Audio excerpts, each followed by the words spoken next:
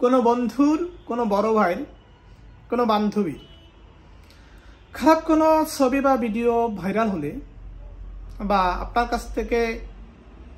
আপনার কাছে কোনোভাবে যদি সেগুলো আসে, আপনি তখন কি করেন? আপনি পরবর্তীতে দেখবেন বা পরবর্তীতে ইয়ার্কি ফাজলামো করবেন।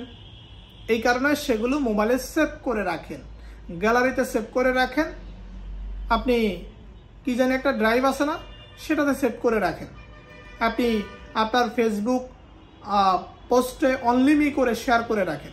দেখেন, আপনি মহা খুশি যে আপনার কাছে আপনার একটা বন্ধুর খারাপ জিনিস রয়েছে। আপনি মহা খুশি আপনার কাছে আপনার বান্ধবীর একটা খারাপ জিনিস রয়েছে।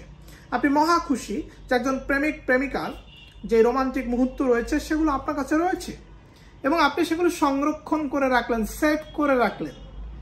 এভাবে আপনি যদি খারাপ জিনিস সেভ করে রাখেন, সংরক্ষণ করেন, হঠাৎ করে যদি পুলিশ আপনাকে ধরে, আপনি কিন্তু মামলা খেয়ে যাবেন।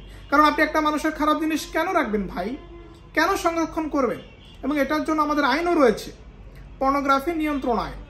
এই আইনে যদি মামলা হয় তাহলে কিন্তু আপনার 2 বছর পর্যন্ত জেল হবে, শুধুমাত্র এগুলো রাখার কারণে। খারাপ ভিডিও, খারাপ ছবি, যেটা কিনা অন্য ব্যক্তির, এটা রাখার কারণে আপনি কিন্তু মামলা খেয়ে যাবেন এবং আপনার 2 বছরের জেল হবে। এই কারণে পর্নোগ্রাফি নিয়ন্ত্রণ আইনে এটা স্পষ্ট করে বলে দিছে, আপনি যদি কারো ছবি ভিডিও যেটা অশ্লীল এটা সংরক্ষণ করে রাখেন, আপনি এটা প্রচার করেন নাই, কোথাও ছাড়েন নাই, কাউকে হুমকিও দেন নাই, জাস্ট আপনার কাছে রাখছেন, এই রাখার জন্যই আপনার শাস্তি হতে পারে 2 বছর পর্যন্ত জেল।